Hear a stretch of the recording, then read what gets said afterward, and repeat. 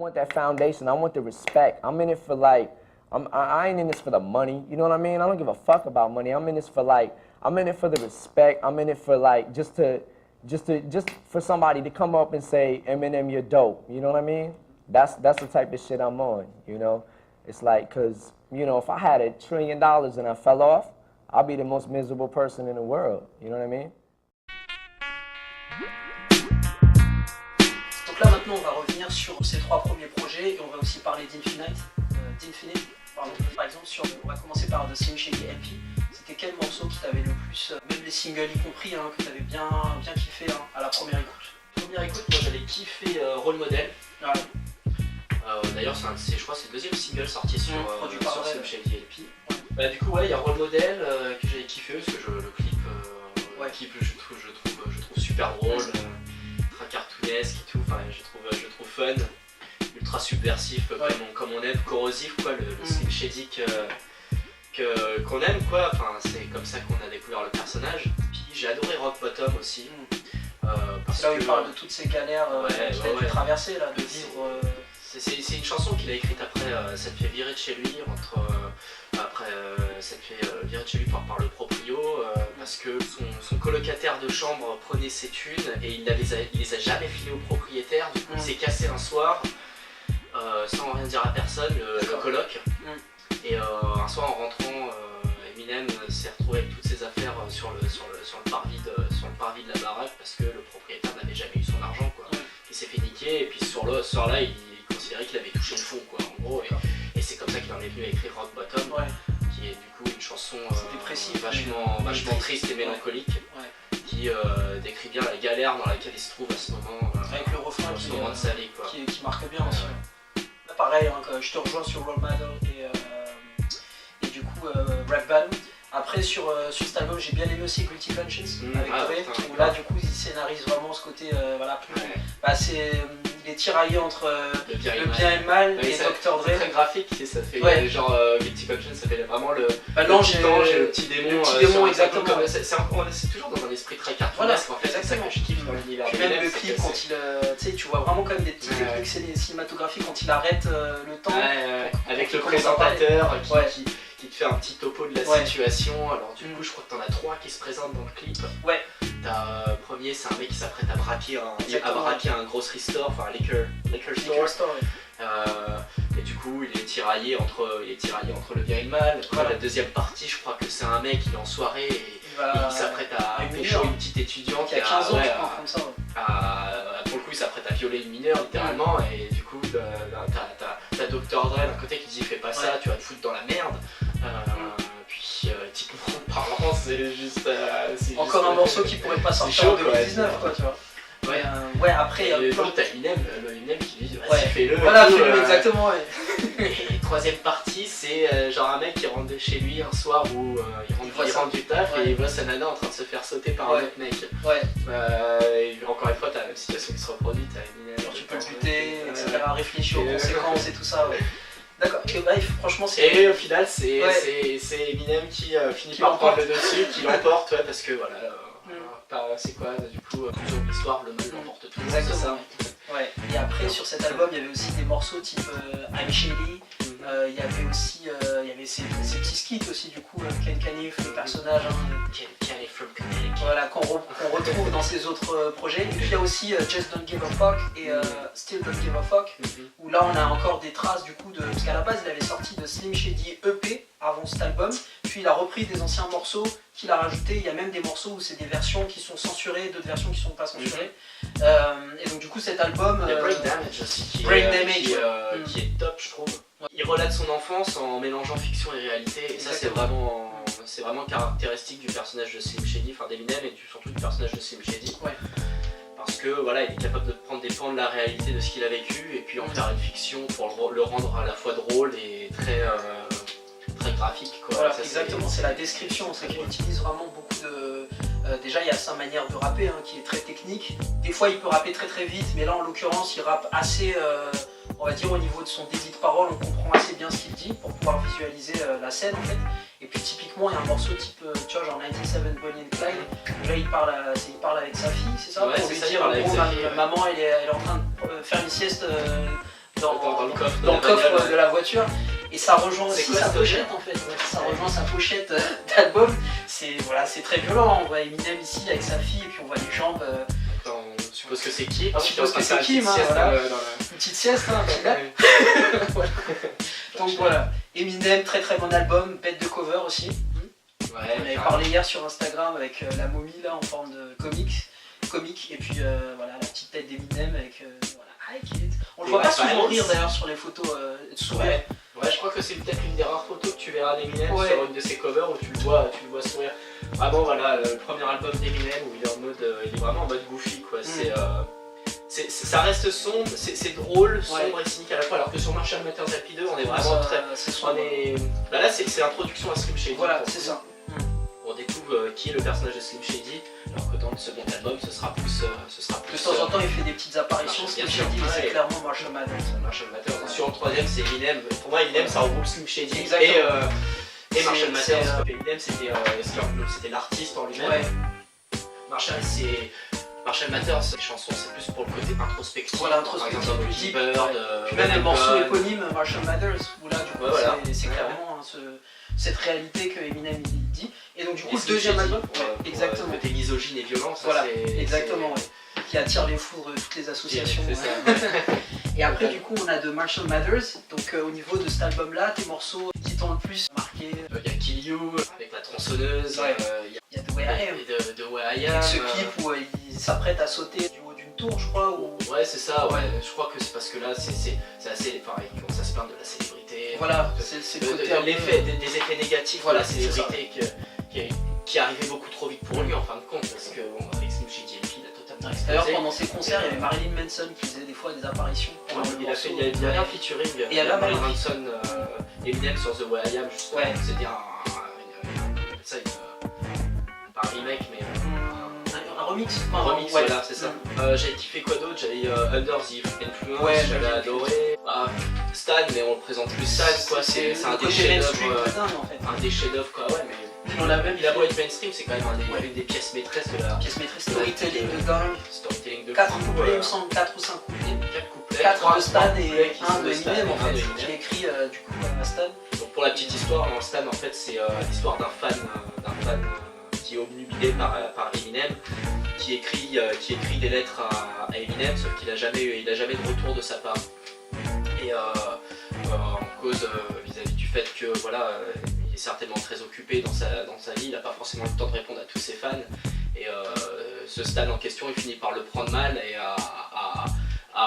il a tellement pris au pied de la lettre toutes les chansons de Eminem qu'il a fini par foutre pareil sa femme dans le coffre de sa bagnole. Exactement. Comme on peut le voir sur la pochette de Slim Shady LP, c'est peut-être un petit peu trop inspiré de il est en train d'enregistrer la vidéo en disant arrête de faire du bruit, là je suis en train de parler à ma chose. C'est ça, ouais, c'est un délire parce que vraiment tu arrives vraiment à te remettre dans le contexte de la situation au travers de cette chanson. Donc ça c'est le troisième couplet, du coup t'as Stan qui se jette, qui est dans la bagnole avec sa femme, il est complètement bourré à la vodka comme il dit dans la chanson, et il se jette du haut d'un pont dans sa bagnole avec sa femme qui est dans le coffre. Et du coup, son quatrième couplet, t'as Eminem qui répond finalement à Stan, et finit par se rendre compte à la fin de ce couplet que le gars qu'on avait entendu parler aux infos c'était Stan, et là il se dit l'influence que je peux avoir, en fait je pense que cette chanson a été écrite dans le but de prévenir un petit peu, prévention je pense qu'il quand il a écrit cette chanson il se sentait vraiment dépassé par les événements quoi, et il s'est dit merde, putain, l'influence que je peux avoir sur... il se rend véritablement compte de l'influence qu'il a autour de lui au niveau de sa fanbase qui était déjà monstrueuse à l'époque. Et voilà, il se dit, il se sent dépassé par ça et il fait comprendre que faut pas confondre fiction et réalité. Voilà, exactement. On pourrait parler de ce morceau, il y a tellement de choses à dire dessus. Ce qu'il faut savoir aussi, c'est qu'il y a quelques années de cela, on a carrément mis, je crois que c'était aux États-Unis, le mot Stan dans le dictionnaire pour qualifier un fan, un groupie en fait. Mais c'est même plus une groupie, c'est même plus une groupie, c'est carrément. C'est mental, c'est dans la tête. Et aussi dans cet album, il y avait le morceau Bitch Please Part 2 qui réunit les grands, X to the Z, Dr. Dre, Nate Dogg, R.I.P. Et sur un morceau où voilà, on voit que Eminem il y a vraiment ce côté hip-hop en fait, tu vois. On retrouve presque, enfin même plus du tout après dans ses prochains albums dans le futur, on va plus avoir tendance à inviter des pop stars en fait, tu vois. Là c'est vraiment un gros feat. un morceau que j'avais bien aimé. Il y avait Who Knew aussi, il y avait Amityville avec Bizarre, Remember Me avec RBX. Remember Me. Donc là on voit vraiment, et puis Marshall Mathers, un morceau ultra émouvant d'Eminem. Il y a également du coup The Eminem Show qui, comme je vous l'ai dit tout à l'heure, c'était le premier album d'Eminem que j'ai écouté réellement du début jusqu'à la fin. Quand je découvre The Eminem Show, ça commence très vite avec White America, où là c'est grosse basse, on entend, ça crie partout, on entend genre des bruits d'avion, on a l'impression que c'est la guerre. Et puis Eminem il gueule en fait, tu vois, il crie.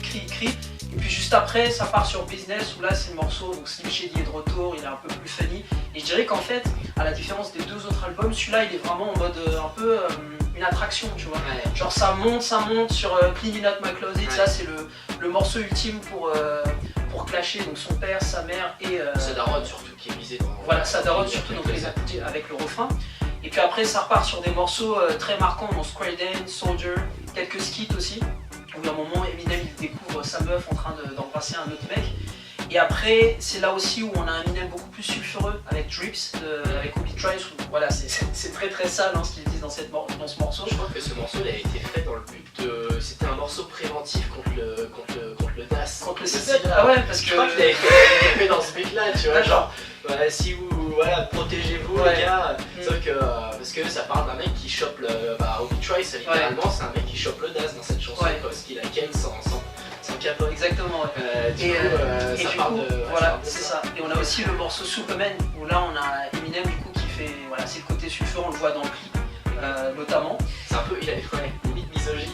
Il a un côté un peu misogyne ces morceaux, mais bon après, toujours avec humour quoi. Exactement. Puis Without Me, on en a parlé tout à l'heure. Et puis c'est aussi l'album qui... on voit des morceaux très... voilà, Motivation Speaker, Till I Collapse. Celui-là, Till I Collapse. Truc de dingue. C'est un chef qui monte en puissance. Qui monte en puissance de dingue. Et puis Sing for the Moment, où là on commence à avoir ce Eminem limite un peu nostalgique. Parce que là on voit dans le clip où il met en fait plusieurs images de ses anciens concerts. Et puis là on a le côté rock qui avait déjà sur Marshall Mathers. Samplé de Aerosmith, je crois, Sing for the Moment. Celui-là, il a clairement pris le refrain. Et ça c'est quelque chose qu'il va refaire plusieurs fois dans tout le reste de sa carrière. Où il va littéralement prendre en fait genre I love rock and roll sur Revival. Je sais même pas pourquoi j'en parle hein, mais bref, c'est une horreur. Mais et puis il y a des prods de Dr. Dre, il y a When the Music Stops avec D12, il y a un couplet d'Eminem que je trouve bien mais beaucoup trop court parce qu'après il enchaîne sur les autres membres de l'album et un peu moins fan on va dire. Mais voilà, c'est l'album pour moi qui me fait découvrir Eminem. Avec le temps je me rends compte que c'est pas mon album préféré de lui, alors que pendant plusieurs années c'était le cas. Toi, je sais pas par rapport à toi sur The Eminem Show, ce que ça t'évoque.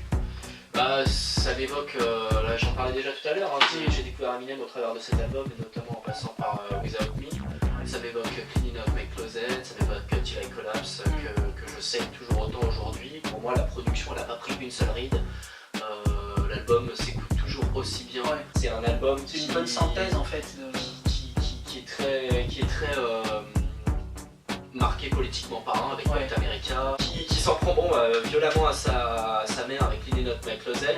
Bon d'ailleurs il s'en est excusé sur c'est sur Relight, c'est sur Marshall Mathers sur Headlights. Voilà Headlights. Sur Headlights c'est ce qu'il revient sur tout ce qu'il a dit sur ce titre, sur ce morceau en disant qu'il ne jouerait plus jamais en concert parce qu'il s'en voulait énormément par rapport à ça. Donc voilà c'est malgré malgré les regrets qu'il a pu avoir vis-à-vis de ce qu'il a pu dire sur sa mère au travers de cet album, à l'époque il était sûrement légitime, il avait ses raisons. On a commencé à juger.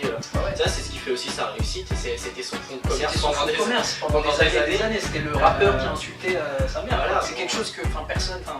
C'est très rare quelqu'un qui va se permettre de dire ça. Donc, et puis même limite son père il en prend quasiment pas dans le reste de sa carrière alors que après il l'a pas vraiment découvert donc au final... je crois qu'il prend cher dans Brainless sur Brainless. Ah donc un peu plus tard On voit qu'il y a vraiment, au travers de ces 3 albums, il y a vraiment un dysfonctionnement total au niveau de la famille en fait. C'est-à-dire que à la différence des autres rappeurs qui vont plus vous faire des clashs envers d'autres rappeurs ennemis ou voilà, des potes, des histoires de gang, lui Eminem c'est vraiment des histoires fraternelles, c'est la famille en fait. C'est d'ailleurs un des premiers rappeurs à avoir justement avoir un rapport aussi intime avec sa fanbase au niveau de ses paroles quoi. Généralement c'est vrai que le rap ça il y a une espèce de distance en fait. Ça se rapportait énormément à la réussite, Voilà. l'argent, les femmes, le pouvoir, enfin ça, alors que Eminem c'était plus axé sur son vécu, son passé quoi. C'est ça. Et je crois que c'est un des premiers rappeurs Ouais, à je avoir pense, abordé, je pense aussi, ouais. à avoir abordé le rap de cette manière. Et du coup, voilà ces 3 albums. Et puis, on va revenir très rapidement sur Infinite. Moi, très clairement, Infinite, je le découvre voilà, beaucoup d'années après. Parce qu'en fait, à l'époque, c'était pas comme maintenant où tu vas sur Spotify. Et d'ailleurs, il est pas sur Spotify, il y a juste le single Infinite. Mais c'était pas comme avant où tu avais tout de suite les musiques. Donc, c'était galère pour pouvoir écouter cet album. Et moi, quand je l'écoute, c'est vraiment plusieurs années après, mais j'en parle maintenant. Parce que voilà, c'est un album à prendre encore une fois à part. Il y a quelques restes de Slim Shady LP dans la manière de rapper, mais globalement c'est ultra différent. C'est très différent. En fait, c'est très inspiré de Nas, de AZ, du boom bap de l'époque un peu. La raison pour C'est laquelle du Midwest très underground en fait. c'est vachement underground. Moi, pour le coup, je trouve qu'il a quelque chose de précieux cet album dans le sens où il a ce côté très old school. Ce Mais, côté premier projet, moyen du bord. C'est ça, bah, tu sens que les instrus, la production, elle est pas top. Voilà, elle est pas top. Au C'est niveau vraiment- des arrangements et tout, c'est très amateur. Genre, ils avaient pas beaucoup de temps pour enregistrer dans le studio, j'imagine. Ouais, c'est produit. D'ailleurs, je crois que c'est produit par. Ah non, les Bass Brothers, et je crois qu'il y a Proof comme artiste aussi. Proof, qui a alors leur Proof, il projet. fait même un skit où il présente Eminem dedans. Je crois que c'est le 3e C'est morceau. pas 3-1-3-1. Bah, juste avant It's 3-1-3, okay. It's okay. It's Ok. okay. Non, We Go Interlude. Et là, en fait, il dit voilà, c'est le hip-hop shop. Là où en gros, ils font des open mic. Je vous présente un rappeur Eminem. Et après, ils font Everything's Okay. 3-1-3. Et puis le morceau Infinite, je le trouve. C'est des paroles de. Moi, c'est Backstabber que j'ai kiffé dessus. Mais après, faut savoir- Multisyllabique au possible. Ah oui, il est très bon dessus, franchement. Il y en a qui le considèrent comme un. Certaines personnes le considèrent comme un classique. Je dirais classique au contexte. Au qu'on lui contexte, donne. ouais, mais ce qui l'empêche d'en être un, c'est vrai que la production elle est pas top, mais il reste, enfin lyricalement parlant, il est excellent Ouais. maintenant. Après, faut savoir qu'à l'époque d'Infinite, donc quand il est sorti en 96, Slim Shady n'existait pas encore. Exactement. Ce qui a fait naître Slim Shady, c'est l'échec cuisant de Infinite, Parce que les qui a été DJ reproduit Ouais. il s'est vendu à 1000 exemplaires. Et c'était vraiment limite, je crois, ça se trouve, il a même acheté des albums pour gonfler les ventes. C'est Mais possible, même les ouais. DJ de Détroit, ils ne voulaient pas Personne faire n'en jouer, voulait, ils ouais. voulaient pas faire jouer l'album parce que c'était voilà, le blanc de Détroit qui veut faire du rap et il parle de quoi lui, donc du coup ils l'ont pas fait jouer. Mais du coup, il a pris le seum à la suite de cet échec, et c'est de là qu'est né le premier Ouais. hippie, enfin le Slim Shady Slim Shady hippie, hippie, donc, ouais. qui a. Qu'il a fait Qui connaître a- de Dr. Dre aussi, Ouais, du c'est coup, ça. qui a tendu l'oreille et qui a vu tout de suite en lui un potentiel énorme pour pouvoir voilà, atteindre le succès. Donc ouais, Infinite, on n'en parle pas plus, mais c'est un très bon album, on vous le conseille d'écouter. Bah après, c'est pour l'aficionados. Aficionados. Ouais, c'est ça, Finados. Ouais. C'est peut-être pas l'album à écouter en premier. Je pense que si vous aimez vraiment Eminem Pour l'amateur. et que vous avez jamais entendu cet album, faut quand même essayer de l'écouter pour voir ce que c'était, ça ressemblait à quoi Eminem avant. Quoi. Parce qu'il a traversé des périodes et on voit quand même que le mec c'était un gros fan de rap. Quoi. Ah ouais. Parce que tu peux écouter Illmatic, The Infamous de Mobb Deep, Reasonable Doubt de Jay-Z, enchaîné par Infinite et tu comprends que c'est sorti en 96 quoi. Infinite. Donc maintenant on va parler là on est en 2004, donc du coup Eminem annonce potentiellement son dernier album et là il nous sort du coup Encore. Donc moi je me rappelle très bien qu'avant que cet album sorte, il y avait plein d'annonces, le prochain album d'Eminem et tout ça. Et donc du coup là je suis prêt à vivre en fait la deuxième fois de ma vie où il y a un album d'Eminem qui sort. Parce que j'ai vécu la sortie de The Eminem Show, j'attends Encore au tournant. Et on voit même au niveau du cover que ça reprend en fait tu sais, le côté spectacle de Eminem Show. C'est un peu. Ouais, ça fait un peu. Et en genre plus, le côté opposé. Quoi. Ouais, ça fait le côté opposé et puis je trouve que le nom Encore ça fait un petit peu bonus tracks tu vois. Parce que Encore c'est genre à la fin d'un concert, quand tu penses que tout est fini, les gens applaudissent et la personne refait une performance. C'est souvent soit pour rejouer un morceau que tout le monde aime, mais il y a vraiment un côté un peu Ça a été le cas lorsque j'avais été voir Eminem en concert en 2013 Ouais, et il était il a revenu fait pour un Lose Yourself. Lose Yourself. Voilà, et Ou Nas il va faire One même Night. s'il n'y avait pas eu d'encore, de toute façon je pense qu'il serait quand même revenu Ouais. pour Lose Yourself, mais tout le monde savait que voilà, il y aurait il n'y avait pas eu Lose Yourself, je veux dire, il termine tous ses concerts par Lose Ouais, Yourself, c'est genre une et du obligation. coup on est tous là dans le public à rappeler Eminem pour qu'il nous fasse Lose Yourself en live. Ouais. On veut Exactement, tous tu l'entendre vas en pas live. partir sans Lose Yourself. Ouais. Et du coup Eminem là, à ce moment-là, il annonce la fin de sa carrière, on voit dans le cover qu'il a un flingue juste derrière lui. Et il avait même fait un concert à l'époque, je crois que c'était à New York, où dans le concert il avait fait un espèce de petit court-métrage où il était devant le miroir et il était sur le point de se suicider. Et au moment où il se met le flingue dans la tempe, il appuie et là tu vois l'écriture belge qui apparaît. Donc Donc c'est le côté un peu humoristique Touche qui d'humour, continue. Moi très clairement c'est un des albums que j'ai le moins aimé d'Eminem, même s'il y a quand même certains morceaux qui sont cool. Ouais, ils sont sympas, je pense ouais. qu'il n'y avait plus grand chose à dire en fait à cette époque-là quoi. Puis il était sous l'emprise des médocs. Ouais, je pense que c'est l'album où il devait être le plus drogué. C'était plus Slim Il avait Shady, pris c'était Fat Shady. Fat Shady, exactement, ouais. Il est devenu énorme, tu Ouais. vois que pendant ses concerts, il grossissait de concert en concert, il Ouais. était de plus en plus gros. Voilà, c'était peut-être pas la... C'est un bon album, moi je trouve qu'il y a quand même de bons titres. Ouais. Mais il revient, il ressasse un petit peu sur certaines choses. Evil Deeds, il revient sur sa mère comme il l'a fait sur Machine Matters LP. Puke, il vaut mieux... Enfin, il commence un petit peu à ressasser et à être... Ça tourne un peu en rond quoi. Ça tourne un petit Là peu on en commence à rond, ressentir mais que c'est avec, juste son fond de commerce. Alors qu'avant il y avait un côté sincère en fait qui était Ouais. crédible. Mockingbird, il est très touchant. Ouais, Sur limite je préfère Mockingbird à Hailey Song sur The Eminem Show. Parce que Mockingbird il parle bien de sa fille. Hein. Ouais, il parle de sa fille. Ouais. Ah dans le clip il se regarde et je trouve qu'il est mieux que Hailey Song. Il revient un petit peu sur l'époque où il galérait, qu'il avait sa fille, que Voilà, au travail. fut un temps où il rentrait à la maison, il n'y avait rien à manger sur sa table, c'était... Pour assumer la condition c'était difficile quoi, Ouais. ayant un enfant. très touchant. Et puis bon, Just Lose It, je sais pas toi mais moi j'ai pas trop accroché à ce single. C'est encore un énième... Le clip est drôle. Le clip Le avec clip est Michael marrant. Jackson qui perd son nez, Ouais. Eminem qui se retrouve tout nu derrière, en train de courir. Le clip est drôle mais après voilà, on voit l'instru. Déjà Without Me ça commençait à être... voilà, c'est des trucs vraiment cartoonesques. Ah, vous avez fait, je kiffe. Just Lose It, clairement là c'est l'instru vraiment pas top. Puis il y a My First Single aussi où il parle de tous les artistes comme ça qui font des sons, genre un hit et puis après One Hit Wonder, genre on n'en entend plus parler. Ouais. T'as One Shot, Two Shot, j'avais pas trop kiffé avec Shot, One Shot, Three Shot, Four Shot, nanana. Et il y avait quoi d'autre? Ouais, il y avait Rain Man, je crois que c'était un nouveau personnage.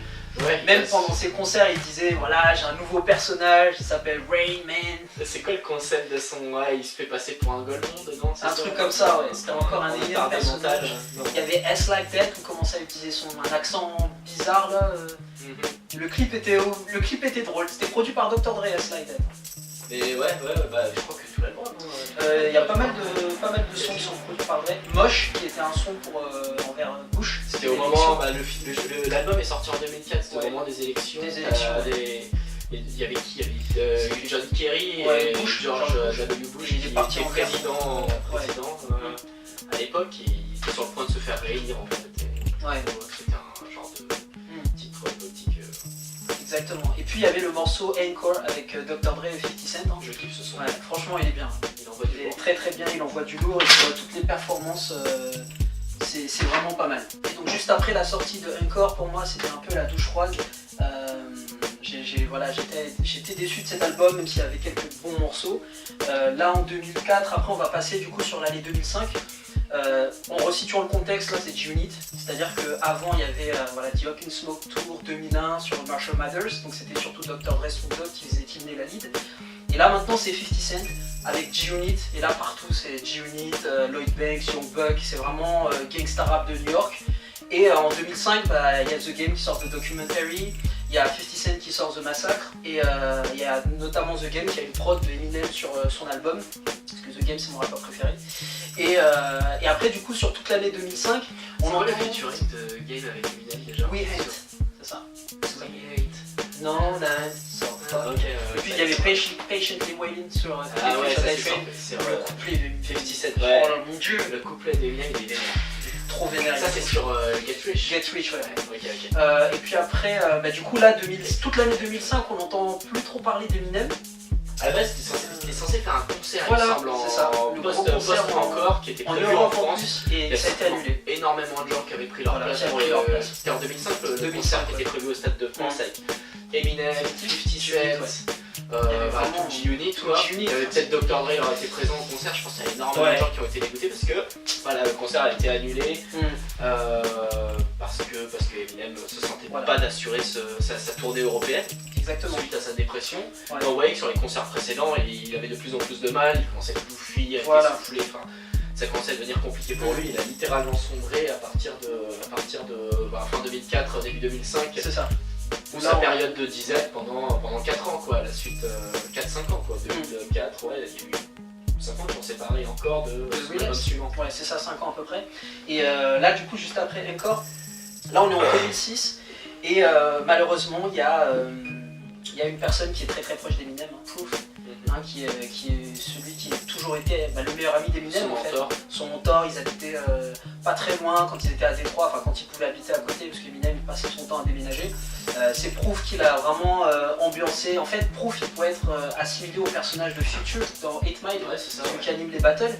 Et du coup, ce qui se passe, c'est qu'en fait, en 2006, je crois que c'était en février ou mars 2006, et bon, on apprend la mort de Proof. Et moi, quand ça arrivait, ça m'avait attristé en fait, parce que du coup, pour moi, Eminem sans Proof, c'était juste impossible. Ils étaient pas duo, c'était pas genre, c'était pas un duo de rap genre UGK, tu vois, où t'as Pimp C et Bun B, tu vois. Ils ont pas de sortie de projet en commun, genre limite c'était Eminem et Royce 59, ils avaient Bad Meets Evil, mais c'était un peu, voilà, tu voyais un concert d'Eminem, c'était Proof qui était le backer, et là c'est un des freestyles que les deux ils faisaient en impro. Ouais, en impro.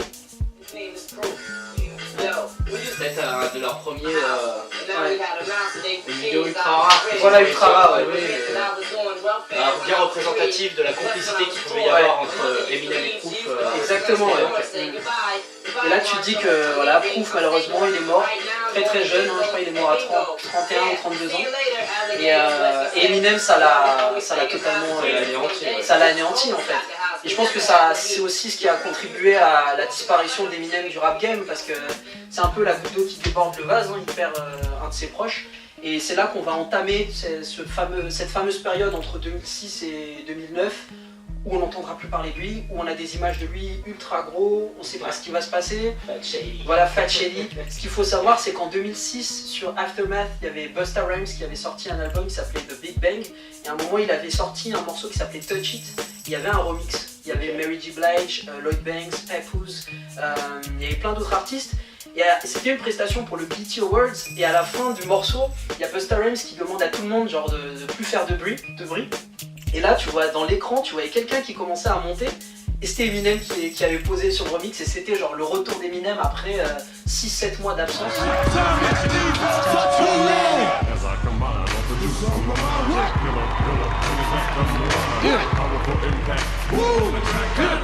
Shady. Everybody in the place, take a look at the face. I'm disappearing without a trace. Ooh yeah, who's saying new kids, spooky? I'm about to scream at the top of my lungs, and I don't even know why I'm screaming. And I'm screaming on the wrong part of the song. Wants to get it again, let's turn it up more. Let's turn it up loud, let them know we clean. And I don't even know what the chorus is saying. Touch it, bring it back. Skibby the beat, pop, push the beat back.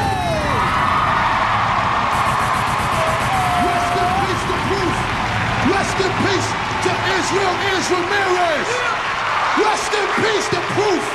Rest in peace to Israel Ramirez. Big Bang album nostalgia. Là on se dit putain, est-ce que Eminem il va revenir? Donc là il met quelques années après, et puis on verra ce qui se découvre après en 2009. Mais en gros c'est ça c'est ce qui clôt en fait la première partie de cette carrière d'Eminem. Donc le moment où on l'a découvert, on a vu sa montée en puissance jusqu'à sa descente aux enfers. Et le moment où toi et moi on a commencé à écouter d'autres rappeurs, d'autres artistes.